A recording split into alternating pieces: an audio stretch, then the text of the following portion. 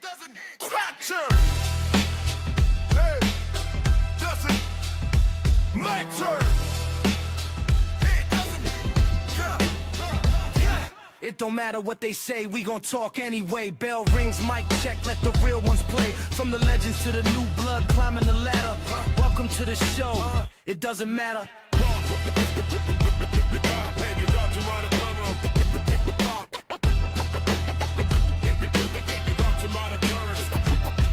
Notorious Dome set the tone, main event status. BDC bring a fire, every take savage. Strap facts with the knowledge, history splatter. Poppy planting no wild cards, say it loud, it doesn't matter.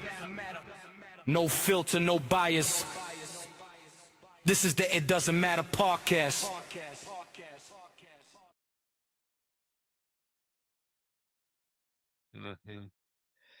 WCW ran a wrestling show in North Korea in front of over 190,000 people, and somehow it felt like one of the quietest crowds ever. And today we're going to revisit Collision in Korea. What's going on, guys? I'm Notorious One. I am Dom. I'm here with BD Collision and Strap Facts. This is the last show of the month of April. This is my pick. I seen this show on YouTube. I said, "Ooh, we got to revisit it." So we had to do it. So this is it right here. Fellas, what's going on? Not much, man. I tend to think that the reason the crowd was so quiet was no one wanted to get killed. Not one pop whatsoever. Not one pop. I'm like, wow. I don't know if I could sit there with over 190,000 people and complete silence. I would have to turn it up a little bit. Yeah! You son of a bitch! Kobe. So you got to go. Mm-hmm. Oh, yeah. Well, at least you have a title belt. This is true. All right, before we get into today's show, shout out for wrestling fans on YouTube because they got all the footage. I subscribed. They got a lot of old school footage. This dude had this on VHS and he put it on YouTube and he got some good stuff. So if you haven't seen it, follow 4 wrestling fans on YouTube, number 4. All right, fellas, what was your first reaction watching this show? My first reaction was, this isn't on WWE Vault? I was lied to from my own sources. Unless it was. Was it? No. 4 wrestling. Exactly. Good. Yeah. 4 wrestling, whatever I just said. 4 wrestling fans. I just looked it up and I'm like, wait a minute. I thought it was released. I don't know what I saw, but hey, fan footage, file footage, great VHS transfer copies from the mid 90s. How wonderful could it be? And you're talking about the silence in the audio. Well, the copy that they put on pay-per-view or what have you, they got sent it to them with Japanese commentary. So they had to turn all that stuff down. You could really hear it, or not, Japanese commentary. You could hear it low in the background, so they had to dub over it. And if you turn the volume down on that, you're turning the volume down on all the slams and the moves and the grunts and the music and anything like that. There's only so much you can do, as you know, as an audio professional, to do things in post-production. Only so much sweetening and fixing you can do, but a lot of it was very muted. So if it seems like a dead crowd for the actually largest attended wrestling event in history, didn't say paid, this is what we got. BDC?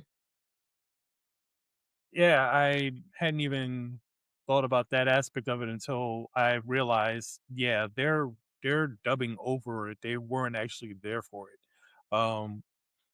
So it did make a lot of sense that there might be, especially for that time, there was no way to dub over and not silence the crowd ahead of time.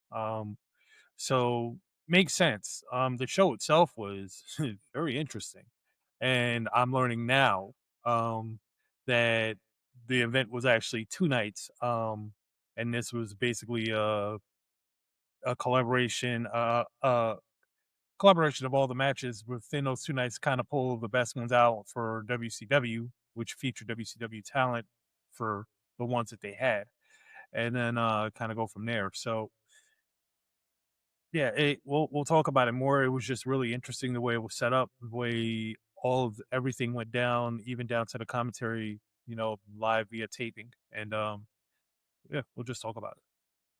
All right. Well, this was a 2-night event, part of a peace festival, over 300,000 people. And we have on this version, this WCW version, we have Mike Tenay, Eric Bischoff, and Sonny Ono. Sonny Ono's going by a different name at this time. And this is right before Nitro hasn't even happened yet. Nitro was September 11th, 1995. We are in April right now. So we're getting a special treat right here. So the first match of the night, we have Chris Benoit taking on Cold Scorpio. And then I'm watching this. Scorpio's coming out with the red, white, and blue, all American, dancing, break dancing. No pop. Nobody's clapping. Nothing whatsoever. I thought that shit was funny.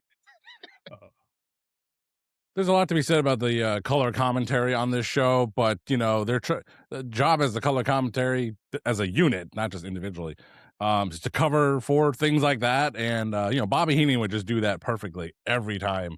But they're just like, well, the Korean fans are like the Japanese fans, just really polite. That's why they're quiet. And if you've seen, New Japan, even recent times, it's similar. They're just kind of quiet. They're not like an American audience.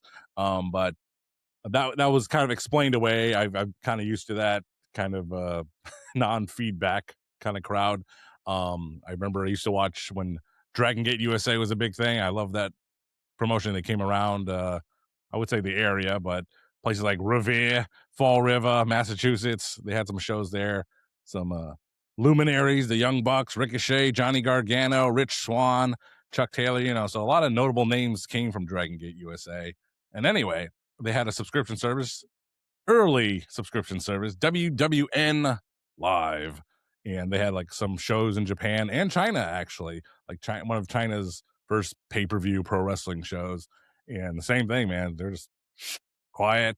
Some Ring of Honor shows from Japan. So I like get the Ring of Honor going up there with Pro Wrestling Noah guys. Yes. And what's also like, during the pandemic when, they're filming in empty studios with no sound and stuff like that. At first I was like, oh, I don't mind that. I'm used to it. I can get through it. Well, no, the pandemic was totally different with quiet matches. And eventually they fixed that up with, the Thunderdome and limited crowds and things like that. But yeah, a big crowd, not so big noise. No. All right, before we get into this match, that was Scorpio's theme song in WCW. This is not WWE footage right here. Benoit still had the theme song. His old Crippler theme song back in WCW. Yeah. Well, yeah, WCW had their library of songs, and that was the familiar Benoit WCW theme, and Cold Scorpios from the Slam Jam cassette that they released earlier. And this was the Pegasus Chris Benoit at the time. Yeah, they called them Wild Pegasus too. The Wild Pegasus, yeah. They called them Wild Pegasus, then they called them Pegasus. I was like, okay, what was his actual nickname? I was like, I guess that is something along those lines. We'll just run with it. All right, well, this was a good opening match. If you put this match in the States, it definitely would have steal the show. Hell, you could have this first match on the debut of Nitro, Mall of America. And it would definitely would have, set the bar for the night. And Benoit hit this monstrous tombstone, then with the flying headbutt, and he got the win. Yeah. No pop. Well, I mean, would you pop for a pinfall involving the flying headbutt? Not, you're trying to kayfabe it in your own mind. It's like, okay, first of all, they didn't want to call it a tombstone. I mean, they wanted to call it, Mike Tenay wanted to call it inverted pile driver or what have you. And I'm just trying to think like, okay, you can get away with a flying headbutt as a finisher, in Japan. And I mean, he did it in the States also. And so Harley Race also did it. And he said, never do this move. And people didn't listen to him. It'll break your neck. Make you a killer. But I was trying to kayfabe it and think about it. Tombstone, a very devastating move, and pro wrestling is an art form. So he wanted to do it with some style, and that's why he finishes it with a diving headbutt. Even though it's like, Cold Scorpio, so it's like, oh, my pain, 2, 3, it's like, hey, parts of your body. I mean, we're old, we're human. Anything can really hurt really bad. I had the plantar fasciitis in my foot. I did not realize how much a foot pain was so painful. It can wake you up in the middle of the night. So there's people who have bad shoulders and they can't lift things and it's just hanging on their arm, you know. So anything can be reasonable if you think about it. When I was a kid, I see people in the sharpshooter and the figure four, and I'm like, the sharpshooter don't hurt. The Boston Crab don't hurt. But figure four hurts. But those other moves, it's like, as a young guy, you're very stretchable and stuff like that. Shoot, man, I threw my back out so many times in my 20s and 30s. I'm like, oh my God, no, yes, tap, I quit. Painful. Old age makes you realize stuff. Wrestling's real. Yes, it does. Speaking of tapping, I'm wondering why he didn't use the crippler crossface, but we see the move in the next match. But before we get to the next match, BDC, what's your thoughts on this opening match right here between Scorpio and the Wild Pegasus, Chris Benoit? I liked it. I did. I liked it. I too laughed when Scorpio came down to the ring, and man, bro got into a full breakdance, and everyone was like, No reaction. But the match itself was a really good start off match. I did enjoy it. Yeah, Cold Scorpio was dead after the pot tombstone, so pretty much the flying headbutt was pretty much academic because he did not move. He was just dead. He sold that incredibly well. But yeah, it was a really good match. I liked it. I think this match is also the last time Dom will correctly pronounce both competitors' names all night long. This is highly accurate. I'm gonna get one name right of the next one. So this match matters. Our next match, we have some Lion Hearts of New Japan. We have Yuji Nagata. And at first, he don't look like the Yuji Nagata from the later WCW. He was a young boy at this time. And he is taking on, here we go, Takemitsu Ishiwaza. Am I correct, John? Can I get that with eagle sauce, please? Guess not. Ishizawa. I'm not familiar with this guy, so I can't. I'll give you a pass on this one because I don't know. I don't know that guy. All right. Well, I know Yuji. Yeah, Yuji Nagata. Yeah. Oh yeah, Blue Justice. Looking forward to this one. Just based off of him, and he had his WCW music. This was basically a match of Fighter Hayabusa versus Fighter Hayabusa in Nintendo Pro Wrestling. That's what this match was. Well, it was a unique match. It definitely it went its way. It's it was short. I expected more, and Nagata got the win with the crossface. I'm like, okay, that's why we didn't get the crippler crossface last match. Right. Yeah, it's not like WWE nowadays where every other finish on every other show is pretty much the same. Yeah. Super kick. Oh, ref bump, count out, interference. Oh man. Yeah. So it is what it is. It was cool. Yeah. It matters. I liked it. I mean, it didn't have great expectations going in, but by the end, I was like, "Yo, that was some good short stuff. Good stuff. Solid action in the ring." All right. Well, this next match, it's a tag match, and we have in the future the leader of the NWO Japan, Masahiro Chono and Hiro Saito. I got 3. Taking on El Samurai and Jesus. El Samurai is Dom's favorite wrestler. And Tado Yasuda. Bless you. So I know who Chono was. I heard of Saito before, and Chono was one of the biggest stars at the time in New Japan, and it was what it was. In the previous show, Ringside mentioned a mutual friend, T-Dog. I'm like, why do you call him that? I don't know. Anyway, his name is Tony, and we're just having a group chat, and I was like, To me, Masahiro Chono is like the prototypical like Japanese man. Like that's what a man looks like. Asia, Japan, whatever. But an Asian man, like that's what you want to be. That's what you want. That's what a man looks like. And he's like, oh yeah, well, what's the prototypical like white guy? And I said, David Beckham. You know, so just a random story about Masahiro Chono. That's all. That's all, guys. I thought you were gonna say something like David Hasselhoff or like Tom Cruise or some shit. No, I was like David Beckham. Why not? Wow. Randy Orton. Oh man. All right, Vince. All right, so the match, it was nothing special, and Chono got the win with the shoulder tackle.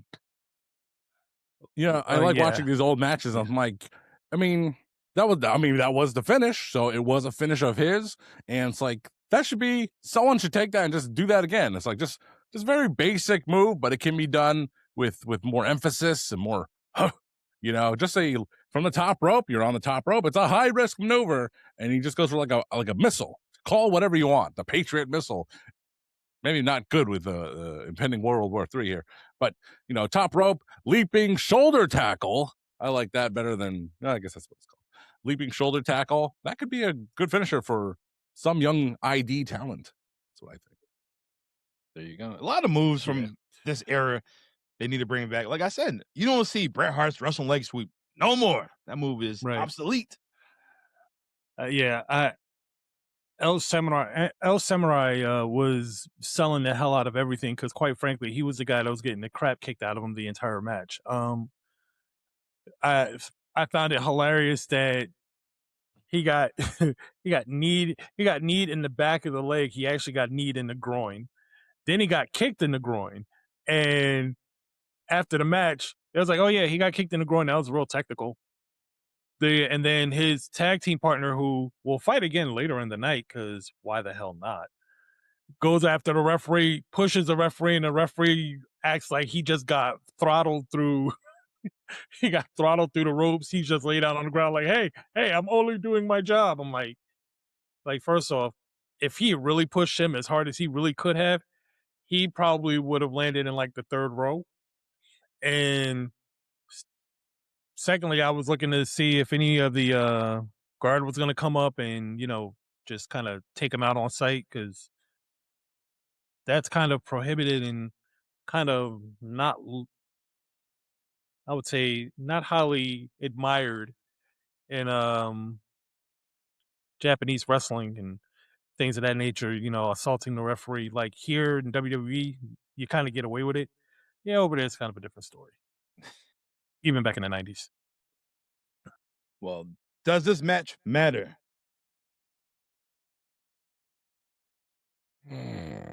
No.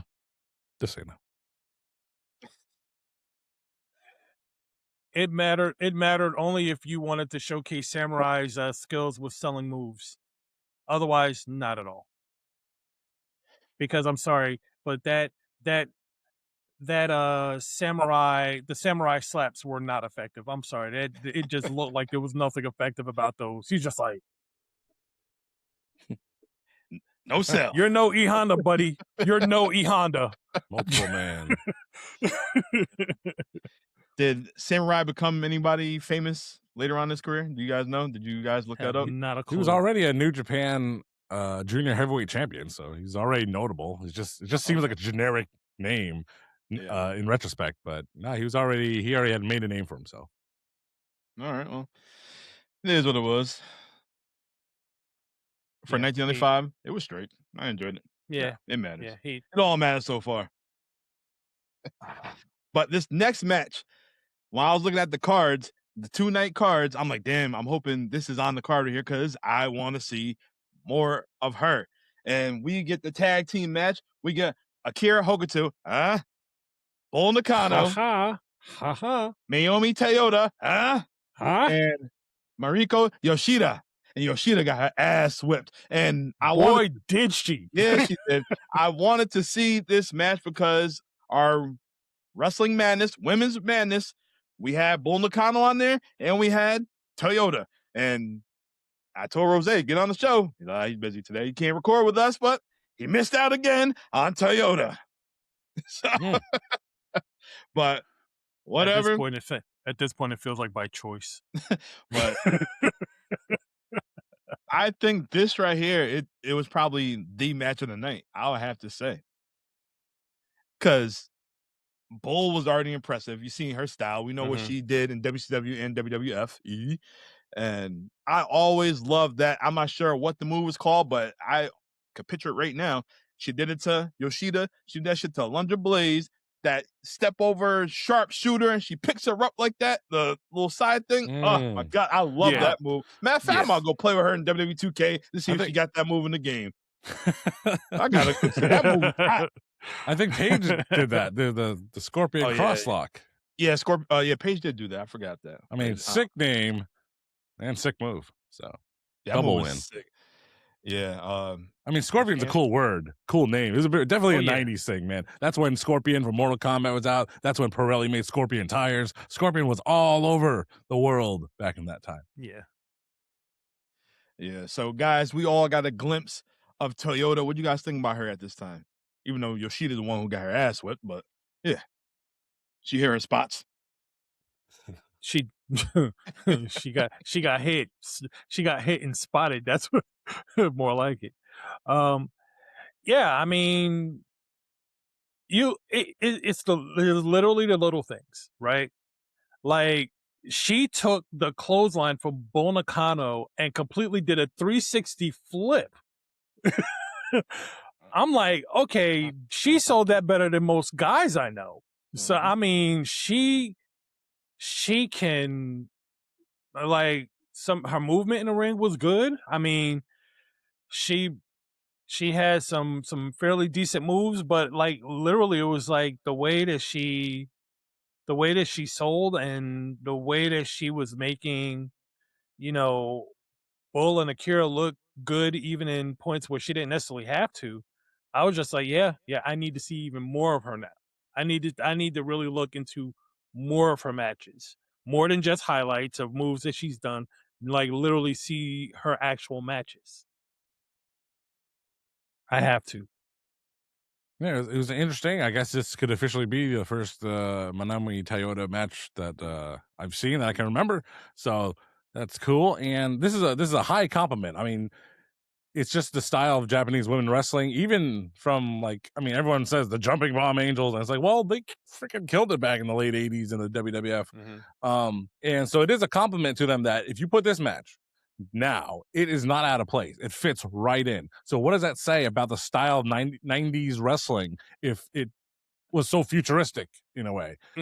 So that's what it is. And, you know, that's why Manami Toyota was considered as like probably the best pro wrestler, man or woman, at one time. So it was just great to see. And sometimes if they're not even appreciated in their time, because you can see even the commentary, like, you know, Eric Bischoff, when Toyota came out, he's like, hey, a beautiful young woman. You can always give a compliment like that, but, you know, it's like, would you say that about, you know, Mr. Chono? Actually, you should say that about Mr. Chono. There's handsome, erudite, handsome, strapping young man. You know, but this beautiful young lady, also a great competitor. It's like, you really have to, you know, that's stuff that men gloss over.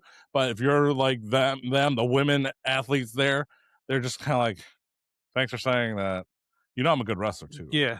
You know, it's just the time. Yeah, and that's the bad part about it is you literally, it's like you're almost, it's almost what they call a backhanded compliment. Because it's like, okay, she's a damn good wrestler, but oh yeah, she's a pretty woman and she can go in the ring. It's like, okay, so if she was ugly, would that matter? She could still go in the ring. Yeah. I think they covered this. They might have covered. I got, you know, I just, for this, I watched, you know, Dom mentioned the Dark Side of the Ring. They had an episode about this. I watched it a long time ago, and I didn't watch it recently. I should watch it maybe after this show. But Mike today broke the story about, I forget who the guy was, but Akira Hokuto and some other dude, you know, they met very briefly. They kept the hotel up all night long, and they decided to get married. and Mike today broke that news on the air while they were recording this show to Eric Bischoff, and Eric Bischoff was giddy like a Cheshire cat. You know, he's like, I just saw them. He took responsibility. He's like, I'm the one responsible for getting them married and keeping the hotel up on. Hokuto married a dude. A notable dude. I don't remember who, but a notable dude. I don't remember that guy's name. But No judgment on this show. We're just curious. I was just asking for I heard from you. That's all. Oh man, but yes, this match definitely does matter. Rose, check this match out. I'll send you the clip on YouTube. All right, our next match is for the IWGP Championship.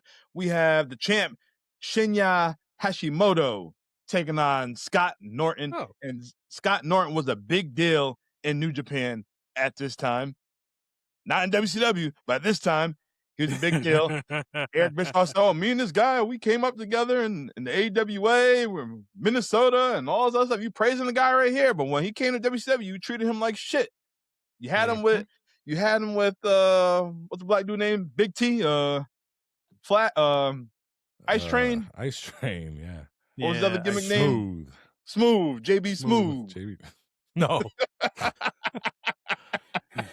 Yeah, I mean, if I say this, you might never look at Scott Norton the same again. He looks like a human corgi.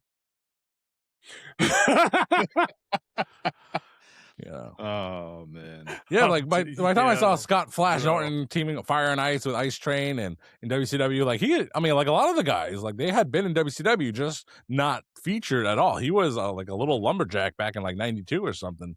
And it's weird to think like this dude always on like the first hour of Nitro, Thunder, The Pro, all the shows, but never pushed. They always treated him well, like the WCW version of Hardcore Holly. They always talked him up, but he didn't do anything, in WCW in the States, but in Japan, he was a freaking IWGP champion at one point. They really loved the hell out of him because they appreciated wrestlers in a different manner, and it's just odd. It's like, okay, Brock Lesnar, sure, Kurt Angle, sure. The guy Jin, AJ, Kenny, Scott Norton. I mean, he's a big dude. He's a big, beefy dude. So with Hashimoto here, and I always heard about Shinya Hashimoto, and he had his life ended too early, but he was one of the three musketeers of Japanese wrestling, and I was really looking forward to his work. But man, I gotta tell you, this match put me to sleep, man. God, I really wanted to give it some love, but God darn, boy. Yeah. Seeing these two big dudes go at him, okay, it's gonna be two big meaty men slapping meat. This match just dragged, and it went the time limit, the 20-minute time limit. I'm like, well, I guess that's how you protect Hashimoto. It's like putting a big rubber tire in a slow cooker. It's just not gonna come out well. It just Yeah. I always heard about Flash's how he was in Japan. Like, okay, we're gonna see a glimpse of it, and it didn't do nothing for me. Not at all. Only thing impressive was when he ran into Hashimoto and almost sent him into the third world too. This match was really long. It could have. They should have given these minutes to the Road Warrior Hawk. Anyway. It was a 20-minute time limit match that felt like it was about 55. Seriously. Oh God, that's bad. This match does not matter. Absolutely not. All right, our next match, we have Road Warrior Hawk of the Legion of Doom taking on Tado Yasuda. And this is 1995. And I remember, I used to watch WWE in 1995 and always remember, like, damn, where the hell Animal is at? Mike Tenay explained right here that Animal was hurt, so Hawk is doing this thing in New Japan. And yeah, so here you go. At this time, you get the singles match. And I don't know nothing about this dude, Yasuda. I know what Hawk was all about. This match is less than 3 minutes, I want to say. Hawk wins with the flying clothesline on the top rope for the win. Well, I was about to say, I didn't know much about the guy. What I learned about him afterwards is he can apparently only go 3 minutes because Hawk destroyed him. It was not like, I'm looking at the match and I'm just like, oh, okay. It was just a domination by Hawk. There's no better way. It was just the domination. I feel like however long it takes Hawk to put the paint on his face, that's how long this match should have been. It might have been 3 Yeah. minutes. Yeah, I mean, maybe he's just got a stencil. He could just stencil it on or something. I don't know. But that match was incredibly short. So I was thinking this. Oh, hold on. Before we get to, I'm going to say, Strat, what are your thoughts on this demolition right here? No pun intended. I'll use this time All to pun explain intended. something about the face paint. You know, I used to have, I go to the Spirit Halloween and buy the water-based face paints that would come off. And I remember dressing up like Sting coming from here, but going to Naugatuck, Connecticut. That's about an hour and 20 minutes away, man. Keeping that face paint on during that car ride, man, it wasn't gonna last. I should have just done it at the house. But yeah, I don't know if you've seen this clip of and then people driving by like fucking Joker Sting. Ah!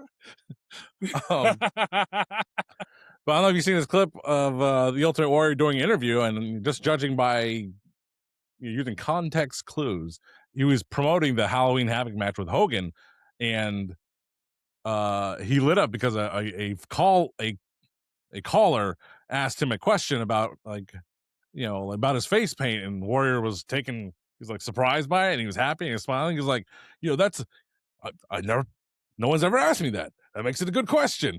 It's a different question, which makes it a good question. And he was like, it's water-based acrylic for whatever that's worth. So if you want to be Road Warrior Hawk, if you want to be Sting, Ultimate Warrior, buy some water-based acrylic, said by Mr. Hellwig himself. As for the match, it was short and sweet.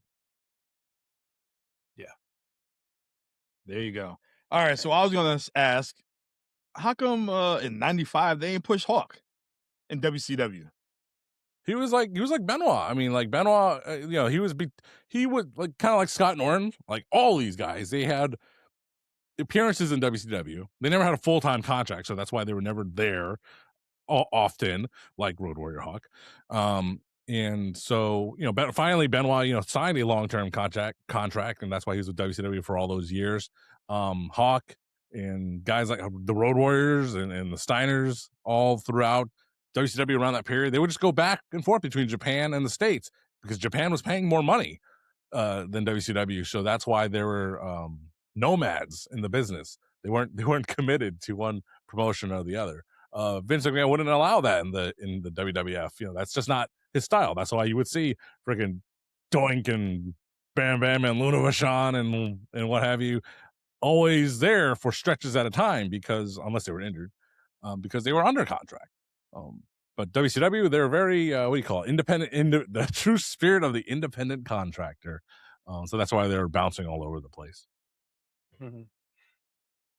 All right. Now I was just curious. I'm like, all right, like 1995, 94, 95, he was in WCW, and they could have pushed him. They could have pushed him before Hogan got there in 94. Hawk? Mm-hmm. Yeah, Hawk. All right. We can see Dom's E-Fed promotion here. We're coming together. Hawk was over back then. And then they, had him in the tag team. They stuck him with Sting. They stuck him with Booker T, and splitting up tag teams for some strange reason. And yeah, he was just known as the tag team guy. Yeah, it would almost seem like they were fully expecting Animal to come back, and they didn't want to push him too far ahead, so that when Animal came back, it would be like a downgrade. I can't wait. And if we ever talk about it, was it Magnificent 8? You saw that YouTube video too, huh? No. The Pro Wrestling Podcast Network here on YouTube. No, there's no need to talk about that. It's just the end of WCW. Oh, I want to know the formation of that shit. BDC, know who the Magnificent 8 is? Is that the group that was kind of out there towards the end of WCW's run? They killed WCW. They were the real NWO. It was like Ric Flair, Scott Steiner, and a whole bunch of people. Rick Steiner and Tank Abbott. Rick Steiner and a whole bunch of people was like, why are these people thrown together? Because they were thrown together. They had such luminaries as Totally Buff Lex Luger and Buff Bagwell. They had Road Warrior Animal. Yeah, that was a big reveal. It was as great as a reveal as Devon as a member of the Aces and Eights. Anyway. All right. Well, it was nice seeing Hawk in this showcase, and Yeah. for what it was, it mattered. Yeah, it was quick. Sorry All about right. the Devon and the Aces and Eights. Hulk Hogan could be like, before he revealed himself, he's like, "Yeah, man, yeah, brother, that guy had black gloves on." And Devon goes, "These are my hands." That's a joke. That's a joke. Oh man, that's funny. Cause he's Louder crying. Bro. Oh, Wow. man. All right. Well, our next match, we have a tag team match. I was looking forward to this match because they actually had some time. We had the Steiner brothers of Rick and Scott Steiner taking on Hiroshi Hase and Kensuke Sasaki. Yes, Kensuke Sasaki, aka Akira Hokuto's husband. I thought I was. Yeah, see, there you go.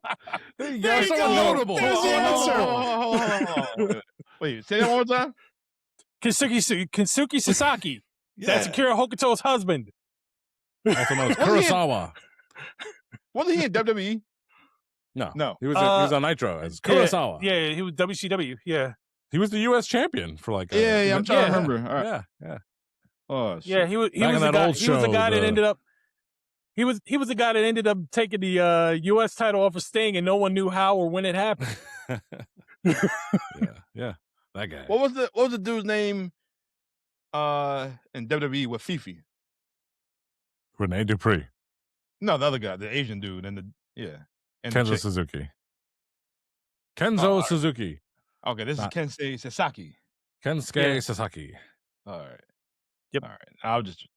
And like I said, and the answer to the trivia question from earlier, who is Akira Hokuto's husband? Yes. Oh man, So you have the famous. rub. You have the rub. You got the. All right. So before we get into this match, Eric Bischoff said that the reasons why the Steiners aren't wrestling in the States is because of their emotions. And then after that, we seen them back in '95. Later on after this in WCW, like we knew. Let's see, they started in WCW, they went to WWF, and they wanted more money. That didn't happen. They went back to WCW, then they got shipped off to Japan, basically. You can get shipped off anywhere. They were free to go. Oh wow, they paid for themselves. Yeah, Eric Bischoff was trash talking. It's very similar to WWE bashing CM Punk all those years, and next month, hey, he's back. Love him. Yeah. Love him. So it's the same thing. It's like Eric Bischoff is talking shit about the Steiners because they're not signed to WCW. So he's saying, the reason they're not signed to WCW because they're scared of our top talent, Harlem Heat and Kevin and Dave Sullivan. So that's why he's just talking shit. But he really liked them. Yeah, because they're really afraid of Evad. Yeah, he was like, "Oh yeah, our overpopulated tag team division." Yeah, something like that. He said. So so they came back after because I do remember what the hell was I watching? Wasn't like a Dark Side of the Ring of the Steiners or something like that. Something. What's the story? Well, no, it was something I watched. The A&E, the 24/7, the A&E biography. Yeah, that's what I was watching. Yeah, they were saying how they wanted to come back, they want the money, and then Bischoff finally threw them the money. That's how they came back to WCW, basically. All right. All right. Well, what you got to do. First of all, the cameraman in this match, he sucked. Oh yeah, straight ass. He straight ass. I did enjoy when Scott lifted one of the dudes over his head and threw him out to the Gaijin on the Ring Boys. That was pretty cool, and it was a physical match. It was slamming each other all over the place. The Steiners, they look strong, and still no pop from the crowd. But the finish of the match, I think we were finally going to see a Steiner screwdriver. I'd never seen.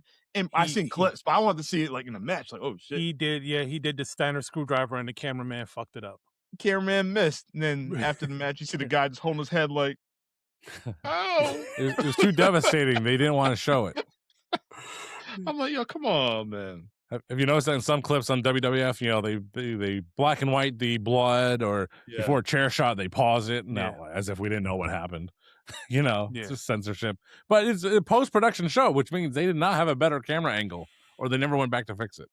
So, man. I don't And know. It was horrible. Another thing that got no pop is when Hase did the giant swing.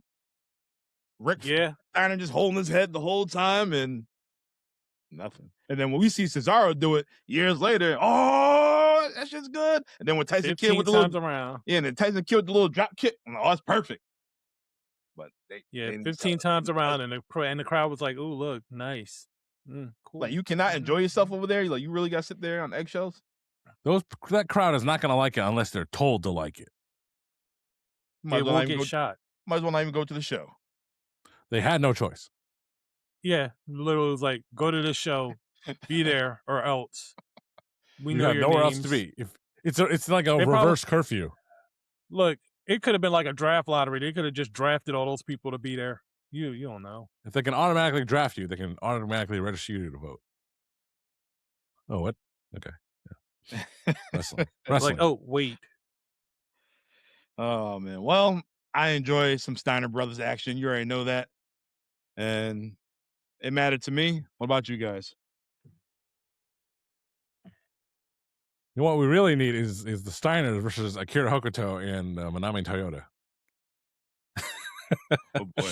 There's your 2K showcase. Look, that is, I definitely do not need the Steiner screwdriver there. Definitely do not. I mean, she'd go up light for sure. Definitely do not. I bet they would put that stuff in Lucha Underground season 3. Oh, jeez. Pentagon Jr. and Chelsea Green. Yeah.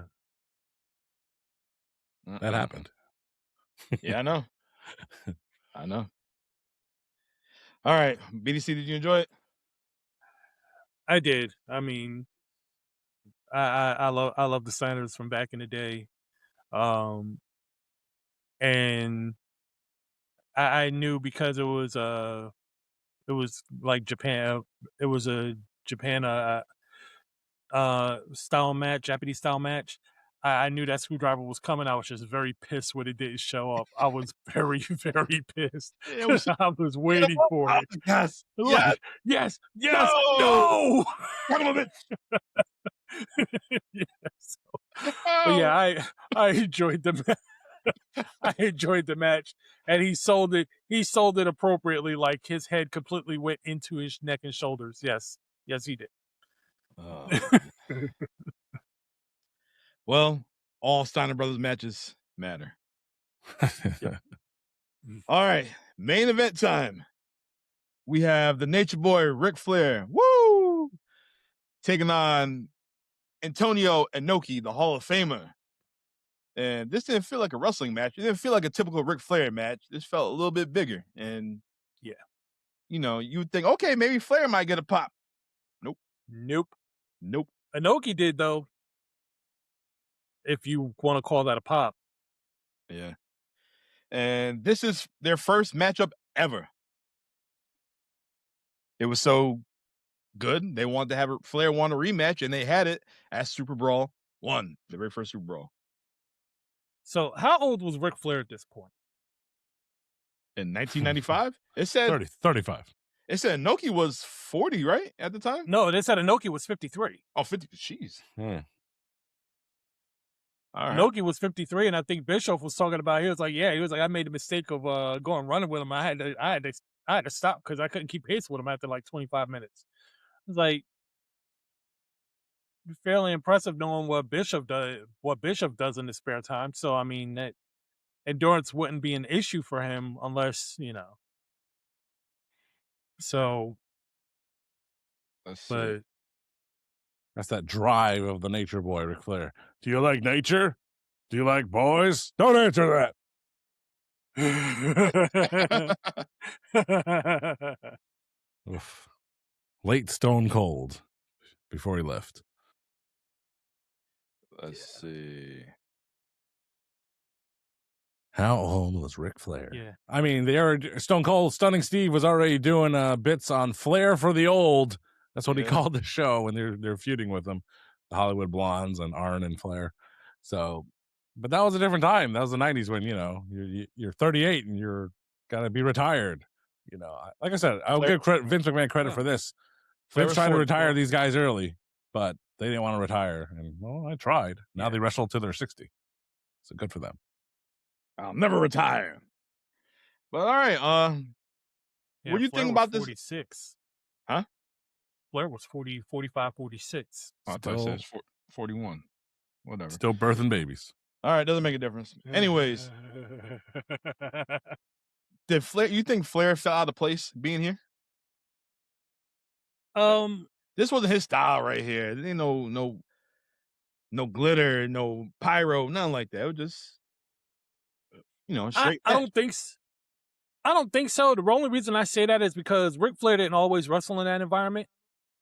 You know, once he hit mainstream TV, yes, he wrestled in that environment, but beforehand he didn't really when he was wrestling the territories, I'm pretty sure he wasn't getting that environment. I'm pretty sure it looked a lot like what he was in facing Inoki. Now, what he might have gotten a little weirded off by was the fact that the fans were just, there was no really real response from fans, love or hate. There was just nothing. That would kind of throw me off. It's like, okay, I got all these people watching me and they're saying nothing. When, when your job as a heel is to generate genuine hate and you can't even do that I could see that being off-putting. And Inoki is just, I don't even care for a guy his age. Have you seen his body? That dude is lanky as, tall and lanky as fuck. Like, I would be genuinely scared facing somebody like he's like the boogeyman. It's like, okay, yo, get away from me. Slender Man. Yeah, exactly. Like, I'm looking at him like, yo, this dude bothers. He makes me uncomfortable. That's some shit. You know what he's like? Antonio Inoki is like, just from your description. That's why words are a powerful thing. You remember the set for Backlash, the pay-per-view, and they had those little the sides. That's Antonio Inoki. A lanky guy. Well, that lanky guy, he, as Mike Tenay said, or Bischoff said, he cartwheel kicked Flair on the side of the head. And Flair sold that joint. He had the three piece from hell, because that cartwheel kick, I'm like, wait, where the hell did that even come from? Yeah, for real. Flair sold it and laid his ass out. Hit him with a flying knee, another kick. That was it. Yep. Oh, man. He hit him with the 3-piece from hell. I was like, damn, okay. Yeah. Oh, man. All right, well, did this main event matter? Of course it did. Of course it did. I mean, you had to know. There was no way in hell that Ric Flair was winning that match. There was just no way. I mean, they may have never made it out of North Korea alive. So there was no way that he was not going to win that match. But it was a very much a main event worthy match. And as big as Inoki is, some of the stuff that he pulled in, especially during the finish, shocked even me. It shocked me because, like, okay, this dude is way too big to be doing a cartwheel kick. Oh, shit. I made a mistake. I said they had the rematch, but no, Super Brawl 1, it was Flair and Tatsumi Fujinami. Man, I thought I knew you. Look at him trying to nail down names today. He's nailing down names, but not dates. Super Brawl 1. I'm like, man, they had had Super Brawl 1 for. Yeah, that's what I'm thinking. Hold on. So when the hell did they fight again? I don't know. Did they ever? I remember Hogan and Inoki. See, I think you guys are mixing up with Ric Flair, his emotions and Ric Flair is obviously a very dramatic wrestler. And if you take him out as an element, one, it's like, that's why he prefers to be a heel, because he can be wacky and do all crazy things. But Flair has been like a true babyface. And even as a true babyface in the States, he still acted a little bit more serious, calmer, quieter, probably shades of like very early Ric Flair. But yeah, we know him to be very dramatic, and he just wasn't going to be that here, because probably after watching that Cold Scorpio match, he was like, I ain't gonna work. Yeah, but Ric Flair is both the ultimate professional and the ultimate chameleon when he wants to be, and he can fit in anywhere. So I think he did a great job considering the circumstances he was in, and this match definitely matters. And unlike technicalities like the Steiners match or the the agenting of the Scott Norton and Hashimoto, right? Match, like this one was just done well because you had two absolute seasoned pros in there doing the best they could with the type of show that they were on. Well, I just looked it up. These guys never had another match again. Yeah. So this is it. Yeah, they never had their rematch. This is the Rock and Cena one and only one. 21 until Until the next the year. next year. Till Super Bowl 7 right now. Right. All right. Well, would you guys recommend the show to anybody? No. I would No. I would recommend this show to anyone who wanted to see what deer in the headlights look like, because that's literally what Bischoff and Tenay look like the entirety of their time on screen. It was like, y'all not even there, but you look like you're afraid you're gonna die. Why? Please explain. I really need to know why that is. I mean, I guess to anybody who wants to see some of their favorites in a atmosphere outside of WCW, sure. But outside of that, not really. I would say, I mean, time was an issue here, just kind of trying to watch the show as fast as you can. But I think the recommendation would be this: watch that Dark Side of the Ring episode, then watch this show. And then you have better perspective, better insights versus what most people would have watched just to show and then revisited it with more context. You could say that about lots of things: books, movies, entertainment, like Better Call Saul, Breaking Bad. Which one do you watch first? Star Wars. Which one came before the other? But the story goes this way, but it was filmed this way. Which is the better way to watch it? It's personal preference. There is no right or wrong way to watch it. But I think in this case, if you're a seasoned wrestling fan, you've heard of this show, you're interested in it, watch The Dark Side and then watch this show. And I think you'll have a better perspective on it versus watching the pay-per-view and then reading up about it. Which is what I'll be doing. Now we're going to review on our page. We want to hear your Dark thoughts. Side. Yeah. Do that. So do that. Do watch it as StratFacts recommendation in order, and then comment below, and the 20th unique commenter will win a prize so big that you won't even know what it is. And you won't know what it is after you get it. That's BDC, right. you want to do a follow-up with the Dark Side of the Ring this episode? Well, I will likely watch it today. So if you really want to do a follow-up, if no. Strap watches it. If Strap watches it, we can do a follow-up. We'll tack it on. You want to tag it on? If you want to do it, a little 15-minute addendum. Okay. Why? And we go live on Twitch. Yeah, right. Gotta experiment with real stuff. That's what you gotta do. Yeah. Why are they talking about this episode ain't out yet? You'll see. You will understand. Now we're talking about that time paradox that all the movies do, time travel. Yeah. Yep. All right. Well, we just watched the biggest wrestling crowd of all time, and somehow it felt like nobody was there and nobody really cared. It mattered to us, and we want you guys to check it out. But next week, kicking off the month of May, is my pick yet again. And we're going to take it back to 2001, Judgment Day. I'm going to run through the card right quick. Here we go. In our opening match, we have William Regal taking on Rikishi. In our next match, we had a 2 out of 3 falls match for Kurt Angle's Olympic gold medals. We have Kurt Angle taking on Chris Benoit. The first fall is a pinfall. Second match is a submission match. The third match is a ladder match. This is the Ultra Males match right here. This would sound like to me. We got a ladder match, that's all. Kurt Angle's in both of it. All right, now. All right. So after this, we have a triple threat hardcore match for the Hardcore Championship. We have Rhino taking on the Big Show and Test. That could be very interesting, actually. It could be. Yeah, yeah.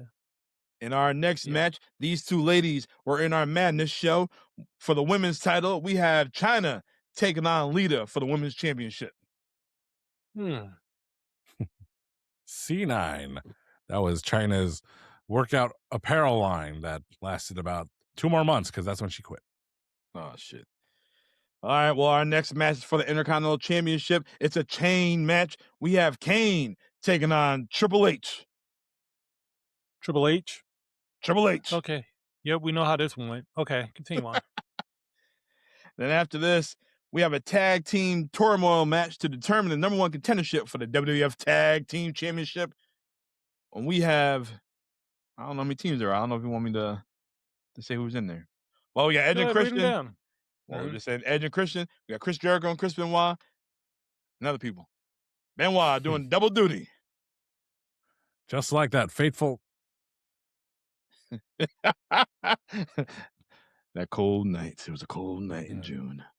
All right. In our main event is a no-holds-barred match for the WWF Championship. We have Stone Cold Steve Austin, who got eliminated in the first round in Wrestling Madness, taking on The Undertaker. Judgment Day 2001. My choice. Oh yeah. So that was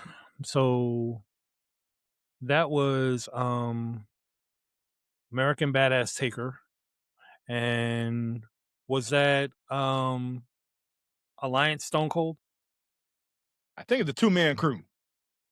Or a two-man power trip, Him whatever and- it's called. Him and Trips. Yeah. Yeah, The I think two-man that's power what- trip.